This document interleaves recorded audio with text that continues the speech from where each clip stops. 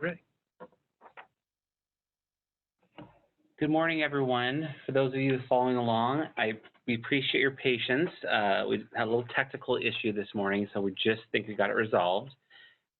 So good morning and welcome to today's webinar titled Census 2020, You Count, Be Counted.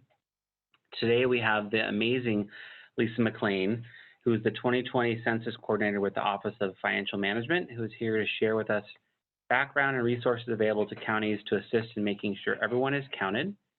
All attendees are muted for this presentation. We do encourage questions, and there are a few ways to get yours answered. For those following along on the webinar, you can click raise hand on the lower left of the webinar window, or you can type a question in by clicking on the Q&A box. There's also a chat box, so if you have any issues that you're having with either the audio or not seeing anything on screen, please use that box as well. And then for those that are following along on the phone only, it's important if you press *9 on your phone when you have a question, it alerts us and then we can unmute you that way. This webinar is also being recorded and a link will be provided to you within 24 hours. The webinar will also be added to our dedicated 2020 census page, which can be found by going to www.wasac.org/census. Thank you again for joining today, and now I would like to welcome Lisa McLean. Thank you, Jason. So happy to be here. So let's see, I think I'm going to go over, hopefully quickly, some basics about what to expect for the 2020 census, and then jump into some ideas about strategies that you could use, resources that we have. I think that we're all in this 2020 census together, and we as OFM are trying to help you with your own efforts to get out the count in your counties. So moving on to the next screen. Let's see here. Okay, now again. Moving on to the next screen, maybe. Okay, we're trying to change the screen. Oh, there you go. Okay, okay. Okay, so the decennial census is coming up. The date of the census day is April 1, 2020. It will allow us to take a self-portrait of the nation, enable us to count everyone only once and in the right place. And there's some pictures on the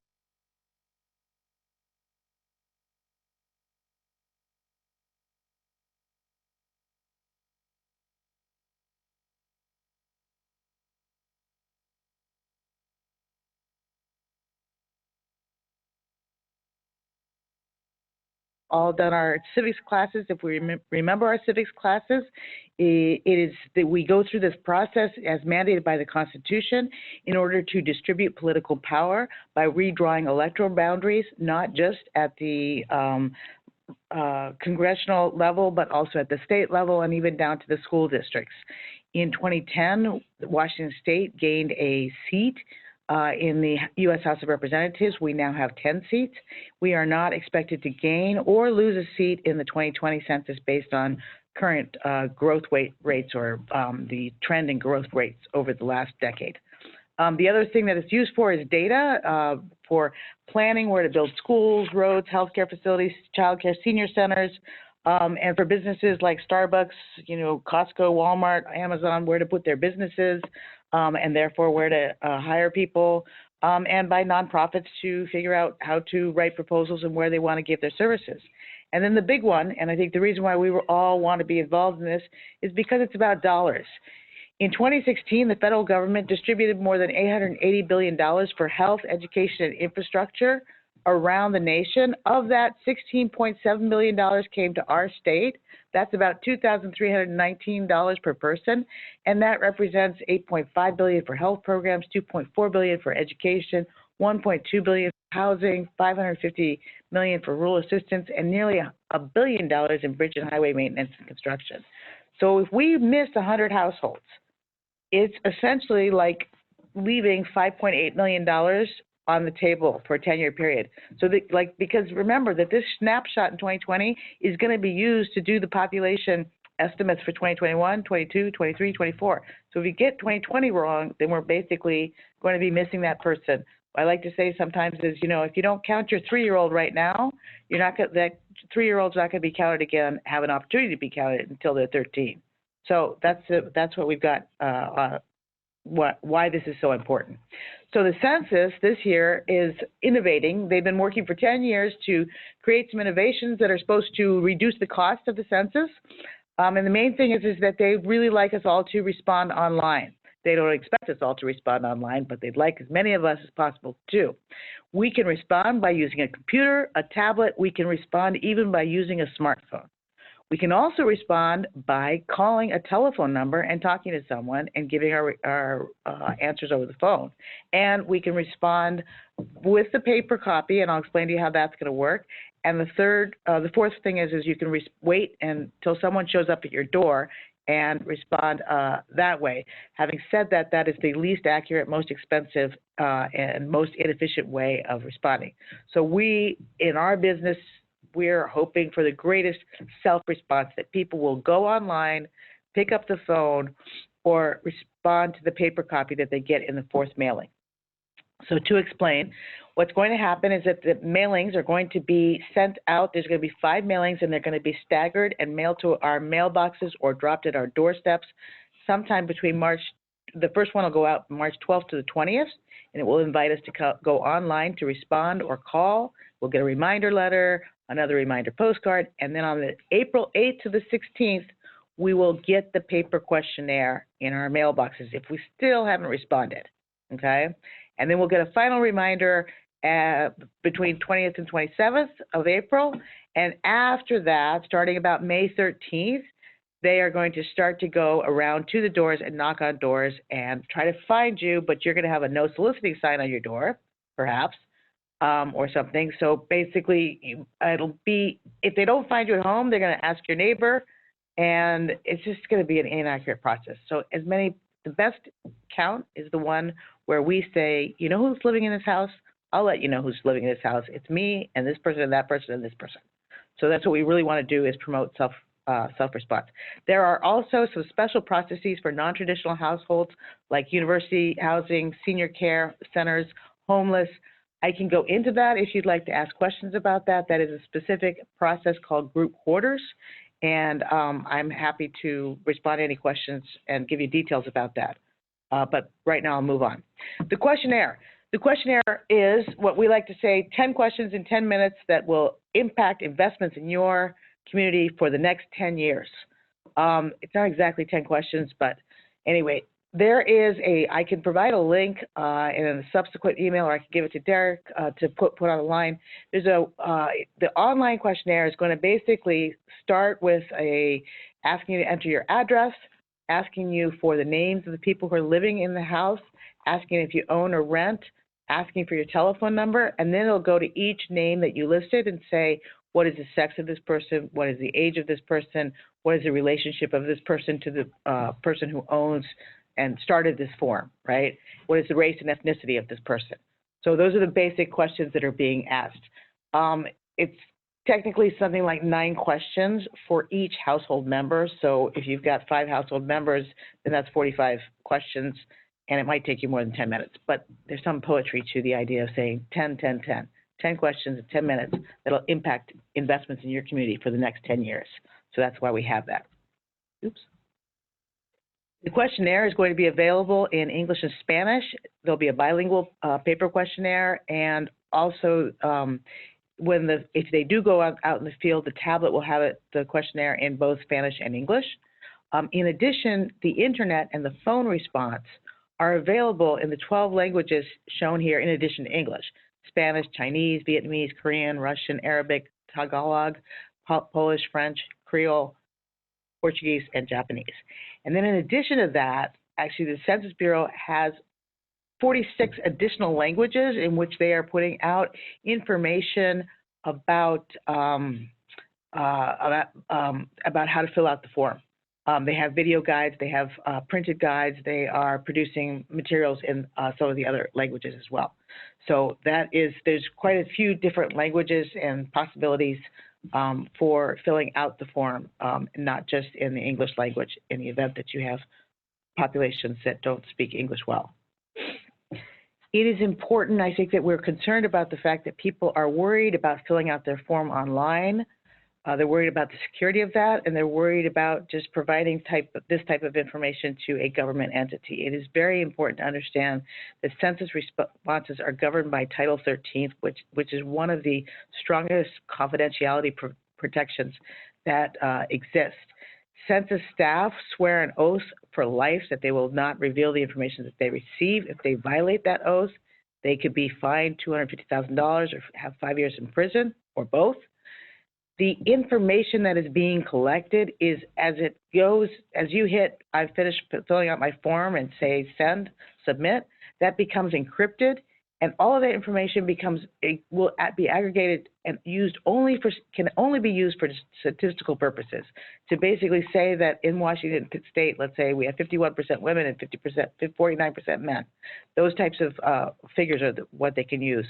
And it cannot be used against anyone in a court of law, and the individual information, that census form cannot be revealed for 72 years. So some people, and the reason why people like me have a job is because some people are hard to count. Typically in every single census, there are certain people that are undercounted, and they fall into these 4 buckets. They're either hard to interview because of literacy issues, language barriers. In this case, for this census, digital literacy might be a problem. They're hard to persuade. They're suspicious of government. They're saying, why do we do this? They might be recent immigrants who are saying, well, why I don't do this in my own country. Why would I get involved in this? They might be highly mobile, moving all the time, in short-term rentals, students, young people who are moving around, people who are experiencing homelessness. In addition, people who are in gated communities with physical access barriers. We were recently out doing some canvassing of our own as a state, trying to update some of our population figures, and one of our canvassers came to a rural area where the house was way, way up, and you couldn't even see the house, and there was, down at the bottom, there was a gate saying no trespassing, and the person didn't know how to get the information that they wanted.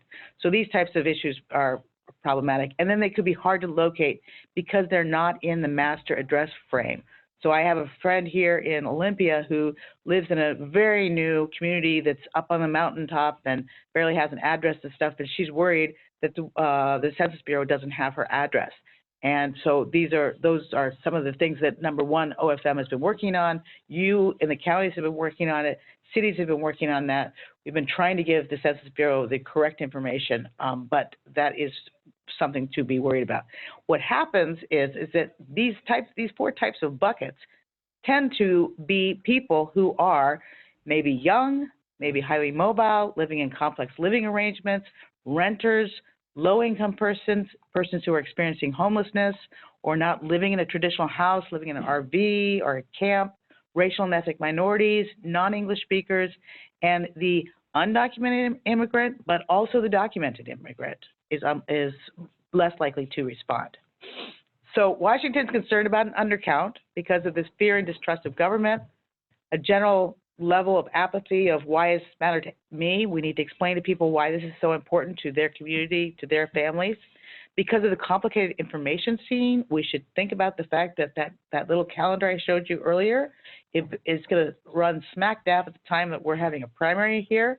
In the middle of a presidential session, we're having the Olympics coming up, lots of things to occupy our interests that have nothing to do with the census. So we need to capture people's interest and say this is an important thing to take 10 minutes to do. Limited internet access is a problem, and then we're worried about the fact that the federal government and the Census Bureau has not spent enough to test things. They don't have enough for advertising. They don't have enough for swag. They may not have enough for the non-response follow-up effort, and that's what we're worried about. So what we're trying to do is grassroots mobilization. We're trying to educate people like you on the line right now, and later people who are watching this webinar, to make sure that you're aware of all the aspects of the things of the census so that you can explain it to other people. So who's the best? I'm not going to be the best person to reassure people in your community that it's safe, it's secure, it's really important to our communities.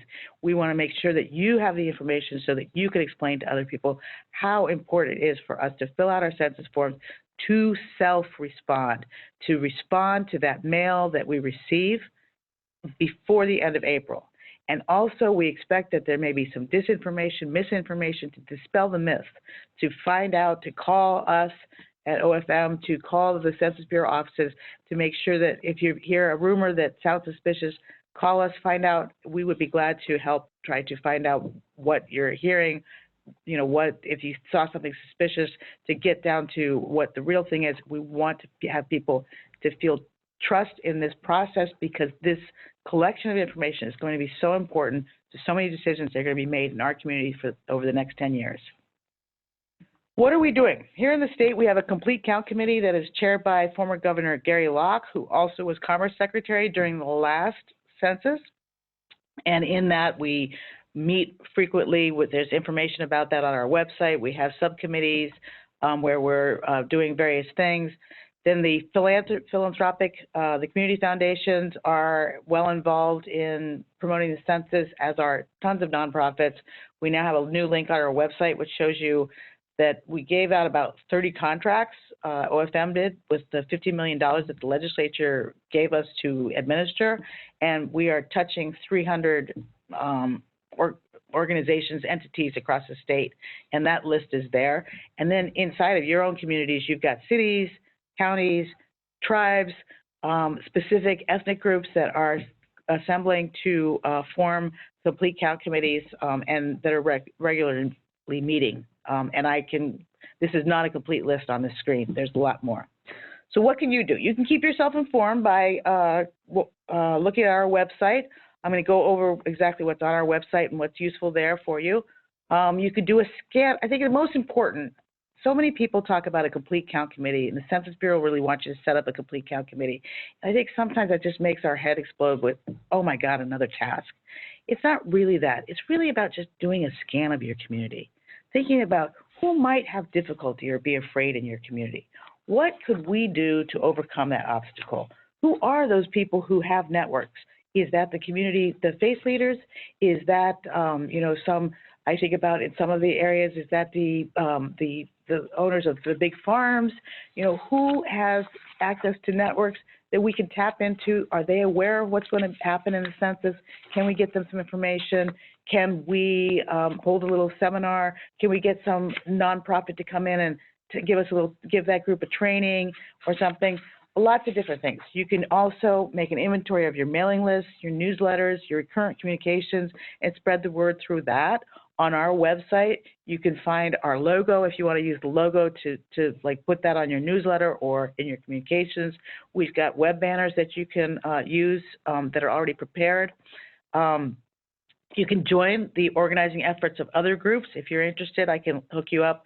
I know, for instance, that the City of Vancouver has their own complete count committee, but there are a lot of other people in Clark County that are involved in that, so it's not an exclusive group.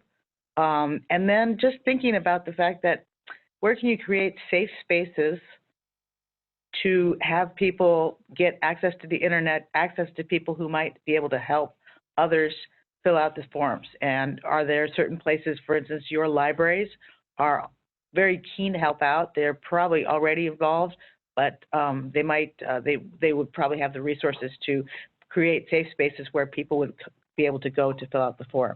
And then you can educate and recruit volunteers. The other thing I don't have here on this slide, but the Census Bureau is desperate for hiring. They need our help in finding people from the community to hire as enumerators to be doing the door-to-door business later on.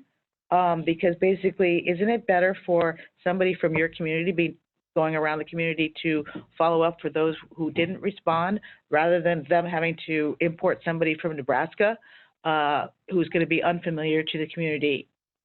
So it basically anything you can do to help with the jobs. The jobs are about anywhere from $16 to $23 per hour. They're flexible. And you also get reimbursed for any of the mileage that and reimbursement of mileage is at the federal rate, which is close to 60 cents. So those are all useful things to know about. Our website, we try to created. We've tried to use it to be a one-stop shop for resources. On the left side, left bucket down at the bottom, you get to find out what you need to know, hopefully questions and answers, timeline. You have there information about how to apply for census jobs. In the middle bucket, you find out about complete count committees. You have links to any of the complete count committees around the state who have wanted to publicize their information and stuff. And then on the right side, you have resources. You have you have all kinds of toolkits for specific groups. For cities is there, for counties is there. There are resources that we've prepared. As I say, is under OFM resources. You can find our logo there. You can find the web banners there. You can find a video, a training video that basically runs through this presentation. You can find on-hold messages, which basically there are 3 of them in period of like March, April is the census is coming. April, May, it's here. No, wait, sorry, it goes January, February, the census is coming.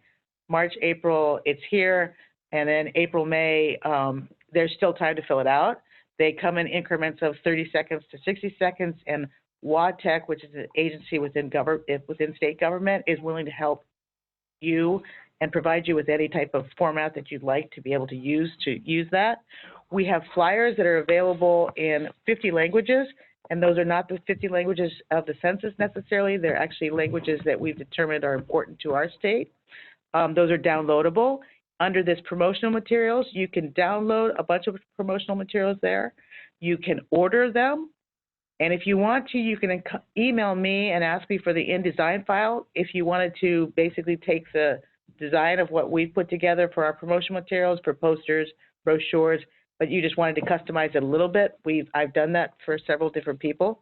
So you got lots and lots of resources. And like I say, you can go online and order for free promotional materials to be delivered to you. I know a lot of the counties have actually already done that, but if you want to do more of that. And then the other thing I'd say here is up there at What's New, you'll see the third bucket down there is OFM makes available census resources. We still have, while that seems to say that it says that the deadline was December 16th, you should be aware of the fact that OFM still has money available for cities, counties, and libraries. This is, and a lot of counties have already applied, but libraries are able to apply. And just as counties, I realize that sometimes there's a staffing issue. It's difficult. One of the counties, for your information, used this to pass through to a nonprofit, which you could do that. We really, really tried to make the application form very, very simple to do a lot of the thinking about, what do you need, how much that should cost, and what you would report to us. So we did all that for you. And it really wouldn't take more than 24 hours for us to turn around an application if we received it.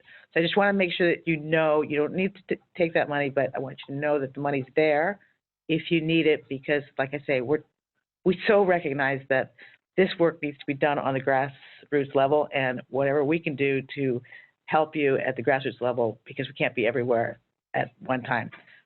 We'd like to do that. So that's a lot of the information. Logo, web banners, I got all that. This is this next slide just shows an example of our horizontal poster, which sort of emphasizes the colors and the themes and the message that we're saying, which is 10 minutes. It takes 10 minutes to answer 10 questions that are going to affect investments in your community for the next 10 years. So that's that. And for more information, and I'll open myself up to questions if there are any. But if you have any questions, you're welcome to email me or call me at any point in time. So you have one person on the line that they dialed in. So if you're following along on the phone and you're interested in asking a question, press *9 on your phone, and then that way it lets us know if you have a question. We don't see any right now. And once again, Derek will be sharing out information that Lisa's provided, and potentially he can pass along her contact information if anybody has any additional questions that they didn't get around to asking.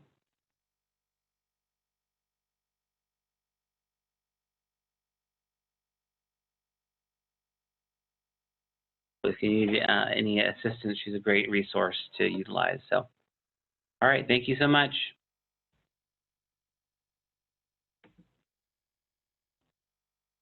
Okay.